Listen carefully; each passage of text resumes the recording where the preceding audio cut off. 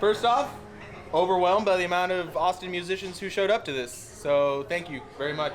This is the inaugural Austin Think Tank Town Hall. My mission is to get you guys thinking outside the box and getting to the next step. I am not a guru. I am not going to solve your problems. I'm not going to hone in on your financial difficulties today or at any of these meetings. But what I do want to talk about is a new and evolving way to market our music. We are independent musicians working our tails off to put out original music. I've identified some behaviors that are keeping all of us down. I know 95% of the people in this room, and I don't think that the quality of your music is to blame for why you're not getting to where you want to go. I think most people are just doing it wrong once they make their records. Mainly, I want to talk about what y'all do and what you want to do. So let's start with the first person in the last seat, Jordan. I'm in a band, A Sublime. I guess my biggest thing is I like to create and put the record together, and then once the record's there, I don't know what to do with it. I just kind of put it in the air, and then it's there forever. I recently, this year, started trying to put out on Spotify. We're going more a single route than the album because it's harder to get people to listen to it. But we haven't gotten any Spotify playlist or anything where the exposure, like you said, I believe in my product. I believe in what I'm making, but I haven't found a way to get it into more people's ears, more exposure. I mean, there are so many people in the world.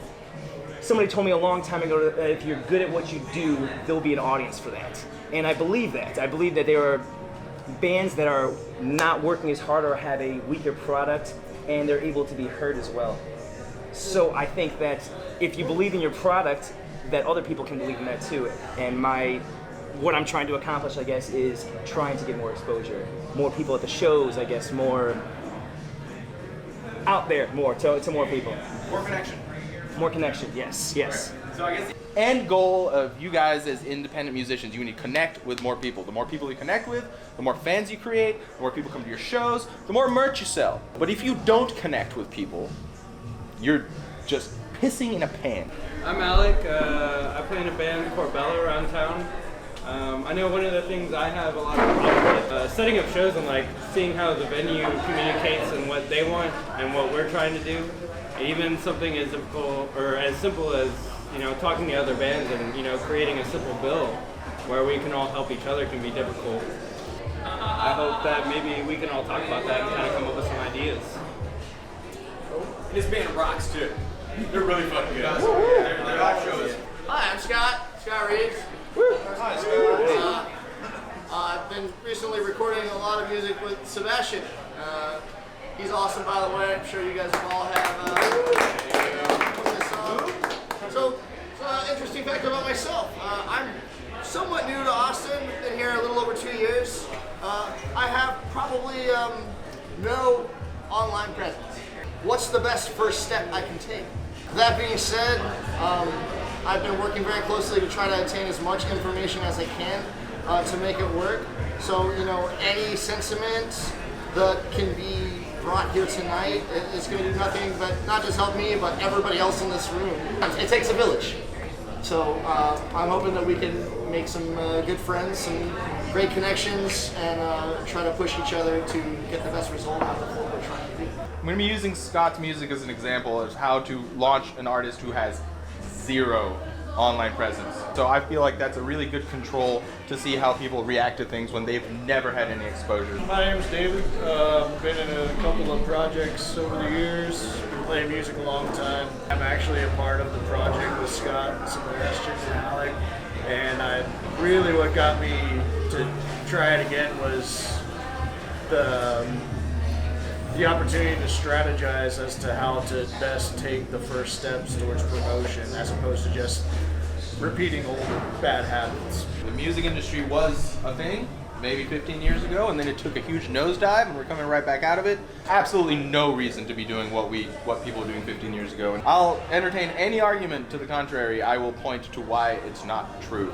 So this is about doing it differently. The whole thing, reworking music marketing and music production and music promotion, everything from the listening experience to the point where people like you so much they spend money on you. At the end of the day, that's what we want. Let's not beat around the bush. We want people to spend money on us. That's another thing we're going to talk about. How do we get people to go to our shows? I have some really good ideas about that, but I kind of want to hear from some more people. My name's Stuckey. I'm in a band by the same name. Sebastian. I'm lucky enough to have Sebastian come play guitar with me as much as he'll allow. And I released my first full album this last year.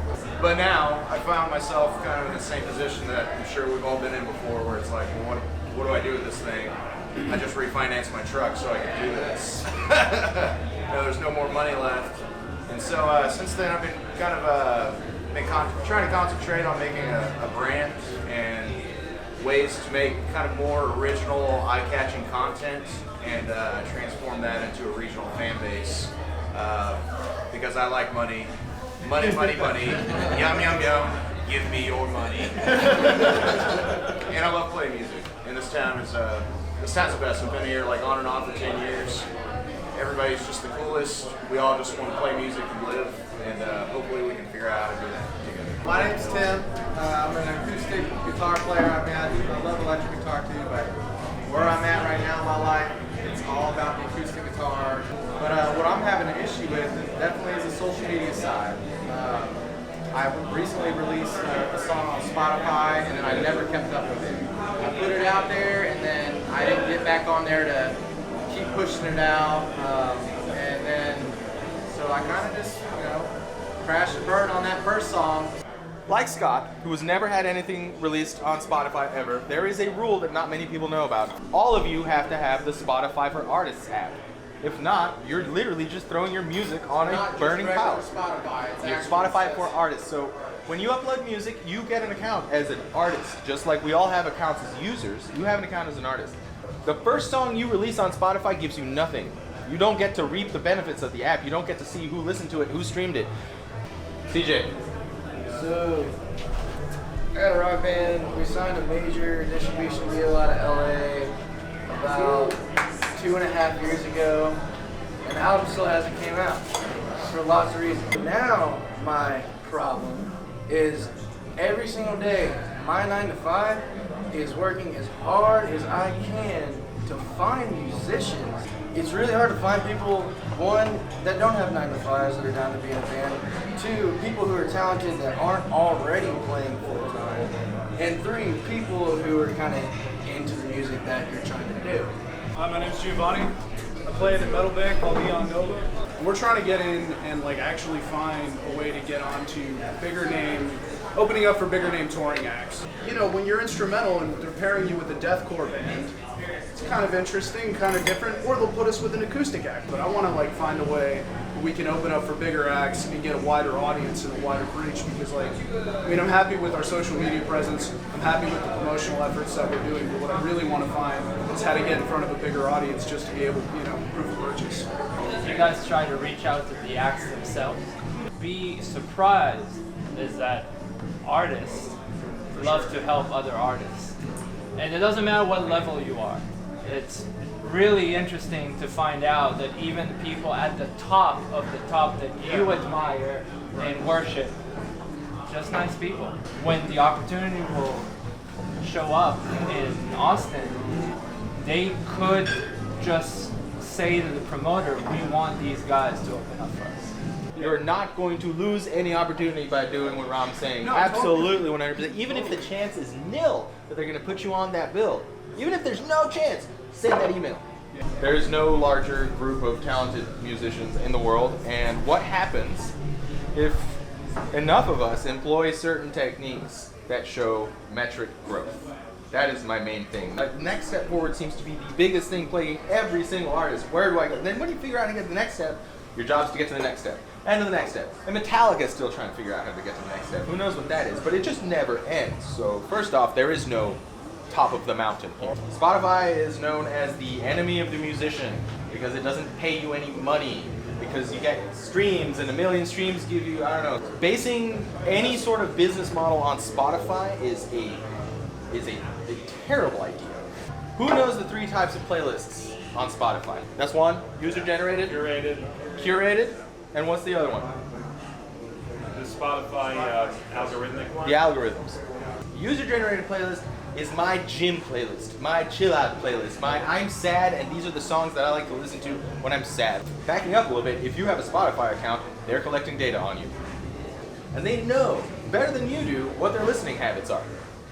The second type of playlist is an algorithm playlist. That means there's a computer out there that's really smart, and it's like a whirlpool, like a maelstrom of information. And based on user behaviors, it's gonna spit out what it thinks you wanna listen to. So, let's say Gio's playlist is full of instrumental metal, or music that it thinks Gio would like. Spotify is keeping an eye on him, and he wants to see, how did Gio act to this song? Name a song. What's your favorite song right now? Matriarch by the Black Dahlia Murder. Matriarch by the Black Dahlia Murder. So Gio plays the song, and Spotify's like, well, okay, he's playing it. Okay, 30 seconds have gone by. All right, cool. 30 seconds. I think just like YouTube, 30 seconds is the minimum play time you need on Spotify to register a play. If you change that song before 30 seconds, it will not register as a play. Why? Because Spotify wants to know whether you like it or you don't like it. Still, you play a song, you leave the room, it plays, that doesn't really mean that you like the song. So Spotify has to gather from other data sets, other behaviors, to be like, does Gio really like this song? So a second play means a lot. But how many times do you play a song twice in a row? A few times. I mean, you can't really hope for someone to play your song twice. So enter the playlist. The playlist ad is currently the most important data set that Spotify can draw from to tell whether somebody really loves a song. If you add a song to your personal playlist, Spotify has been told, Gio loves this song. He doesn't just like this song, he loves this song, and he's probably gonna like a whole bunch of other songs that we, Spotify algorithm, have attached to that one song. So that's when he starts getting his algorithm playlist starts getting filled up by stuff based on his behavior. An add to a playlist is the most important thing you can do. So what does that mean? When you are campaigning for your song releases, do not ask people to pre-save, do not ask people to stream, ask them to put it on their playlist, their gym playlist, their going to sleep playlist, their wake up. It doesn't matter what playlist it is. An add to a playlist is the golden goose of data metrics that Spotify looks at. The third type of playlist, the curators. The curators in Spotify are the new gatekeepers. If they like it, they're going to add it to their curated playlist. And that is the most listened, those are the big ones. You can find them on Spotify, like the big rock playlists. That is not being added by an algorithm. That is a team of human beings who have decided that is what's going to be on there, the gatekeepers. So it stands to reason that these user-generated playlists, who belong to you, and you, are just human beings who love music, who add songs to their playlists. Surely they are easy to contact. Everybody knows how social media works. We all do things that other people do. That's okay. It's fine. That's how Lowborn got onto these massive playlists, because they targeted user-generated playlists very politely. Human interaction, like they went and talked to people. They found people who had large playlists and like, hey man, I love your playlist. I think my song would be great. You lose nothing by asking the big metal band to let you on the tour. You lose nothing by asking these people to let you on their Spotify playlist. The chances of them putting on there are actually pretty great if your song's good and it matches the aesthetic of what they're about. There's a lot of research that you have to do, like, don't randomly email people, but this all feeds into the more organic way of marketing your music. Facebook is the largest, most sophisticated ad platform in the history of man. There's never been a more... As far as any business, if you have a business and you're not advertising on Facebook, quit. Seriously, that's troglodyte behavior. Musicians and artists have always been supported by patrons. There's always been money involved. Always, since the dawn of art. You can do a lot of damage on Facebook by talking to people and like interacting, but you're really limited by your friend list and your zip code. Ads, smartly targeted ads, allow you to go far, but you can lose your money and you can do it wrong. And most people do Facebook ads wrong. That's why it gets a really bad rap. It's easy to lose sight of this is art, this is human relationships, this is how people react to art. Like that is at the forefront. And you need to be putting out things that are relatable. Be like, okay, what are we doing wrong? Maybe it's marketing, maybe it's songwriting, maybe it's Facebook. Maybe my hatred of Facebook is keeping me from reaching my fans. My weird, deep-seated hatred of Spotify because they don't pay me money has kept me from looking at the app, which actually, how many? You guys do really well on Spotify. Yeah, I can tell a quick story. So we've been a band, this guy Deuce and I play in a band called Trine, hard rock. Our first EP recorded with Sebastian 4 years ago, I think. 4 or 5 years ago, but the point is, on Spotify, we didn't have a single song, over 1,000 plays until New Year's Eve last year. I found a guy on YouTube that has 600,000 subscribers. He's perfect for our genre. He shares a bunch of unknown hard rock bands all over the world. That song now has 500,000 on his YouTube channel, and on our Spotify now has 160,000. We didn't pay a dime for that.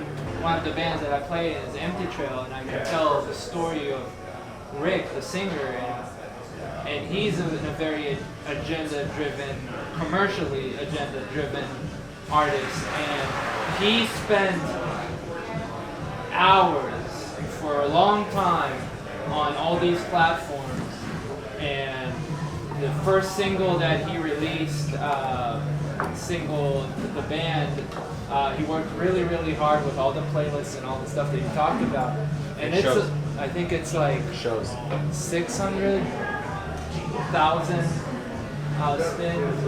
Empty Trail shows up all over my feeds. I think it's about making connections with people that you can work with that can benefit you and you can benefit them.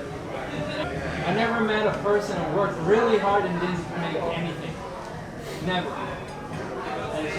And it sounds stupid, like just work hard, dude. What's the problem? Hard and smart. We have to also be honest about where we live and the condition that Austin is. Let's not pretend that it's not your fault or anyone's fault that show attendance is low in Austin. It's just the sort of reality that we live in a town that's labeled, the great music town that it is. And it is, I think, the best music town in the world, but for different reasons than most people think it is. You can't come here and make it, because this town won't support you. But what this town will do is offer you resources and connections and possibilities that no other town in the world can. Like, Austin will offer you more, is the biggest toolbox for musicians I've ever seen. But you gotta think outside. That because One World Theater and maybe some venues give you some love, cool. But that ain't it. You have to look outside, and I don't know who said it, but being from Austin is way better than being in Austin. We have a really unique opportunity here in that we're all invested because we all came together, and if we look across the room, we've got a bunch of different individuals. We're talking about making connections, and I think it's more about making meaningful connections. And so the opportunity that we have is to reach out to each other and practice, because we're all open to trying and making this work, and what do we do, and we want to find out. So we have that opportunity to work within our own group to get better, so that when we need to do it for real with our fans and really connect, we've had a little bit of practice and be open and critical of each other to help sharpen each other so that we can be sharp out there. Let me be. Let me be. Let me be.